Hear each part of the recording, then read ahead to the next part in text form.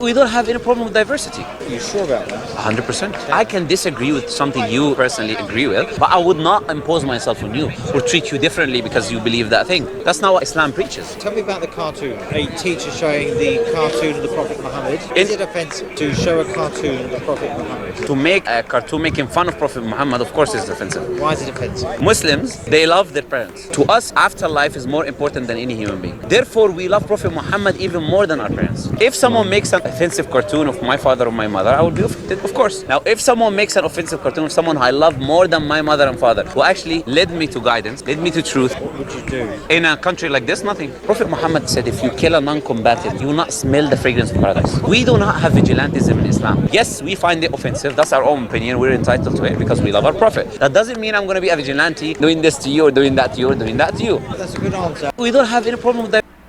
That's a good answer. And unfortunately, some Muslim do not have that answer. I'm not talking about answering other people. I'm talking about answering themselves. What should I do in these circumstances? Yes, it's same actually. If someone say a bad thing about your parent, that is offensive. You shouldn't accept that. You shouldn't tolerate that. But what should I do in that circumstances, right? You know, that's the thing, that even though what is being said is so Islamically unacceptable, but the way you react should also be what is acceptable within Islamic teaching. You cannot just go because he did something wrong, I can do something wrong, Islamically wrong, onto him just because he did something wrong, because then he have to answer for whatever he did, but you have to answer for whatever you did, right? So Muslim that take, you know, like he said, vigilante action, etc. When did that ever being acceptable in Islam, right? Of course, I know some those who are against Islam, and they will cite certain action that is being taken in Medina, but Medina is not really. You have to understand what is the difference between Mecca and Medina. That is where you have an established state, and for Prophet Muhammad SAW is the head of state. So it's not vigilante anymore. It's like a system of nation, right? So you cannot make that equivalent to a Muslim in a society that do some vigilante things, because it's more equal. Okay, now we have a state, etc. We have a judicial system, etc. And there are some criminal doing some bad stuff. What action should be taken onto them? So it is on that context, not, you know, just because something do something and I want to do personally onto him. That has never been the case in Islam. That has never been something acceptable in Islam. So I really hope that Muslims understand this. When I was in school, I have this ustaz that was studied in India, in somewhere in India, when he studied his degree, something like that. And he mentioned something that is interesting, that because when the issue of cartoon, I think first time, I don't know, Charlie Hebdo or something in that time, right? We see some reaction in India, in Bangladesh, in those area, and the ustaz says that from his experience, he says we can take one good thing from what is being observed and one not so good thing. One good thing is that why they love Prophet Muhammad SAW so much, because there are two extremes. One extreme is that they are so reactive and somehow it pour out into violent, and there's some other spectrum of Muslim that as if that's fine, right? So that's two different extreme. One extreme, they love Prophet Muhammad SAW so much, which is good, and the Ustaz says that because they have the bedtime story of children growing up is the story of Prophet Muhammad SAW. So it becomes something so dear, so close.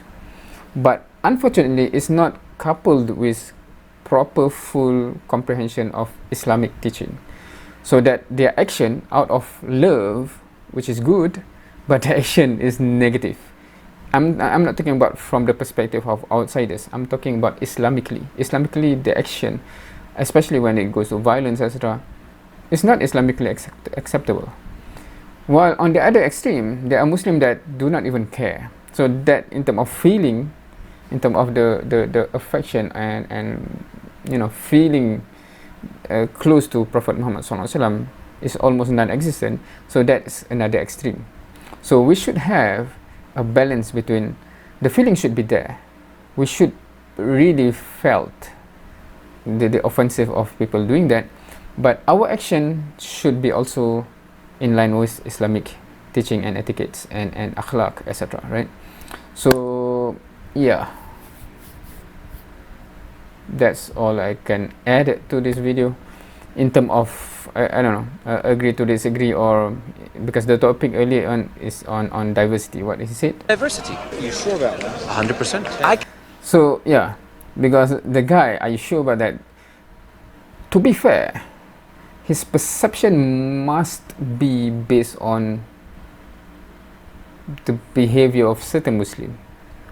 To be fair, right? I'm not. Maybe he has some prejudice, etc. Perhaps, but I'm not sure. If you are familiar with me, I tend to always assume the best in people. So my assumption is he is genuine, he is sincere, but he just see from whatever image that reach him, some Muslim behavior does reflect that Muslim cannot live in diversity. And unfortunately, I would agree. I would agree that I'm not talking about Islamic teaching. I'm talking about certain Muslim behavior. Right, the way they behave, even within some different group of Muslim, right? Hence, it's not weird for other to see that and say, how come Islam? Because they will think that Muslim behave in accordance to Islam, while from inside we know that unfortunately it's not. So yeah, so Muslim have to do better job at educating other Muslims to behave, to first understand what does Islam teach. Because just because you believe this is true, because I think this is the mismatch or the problem.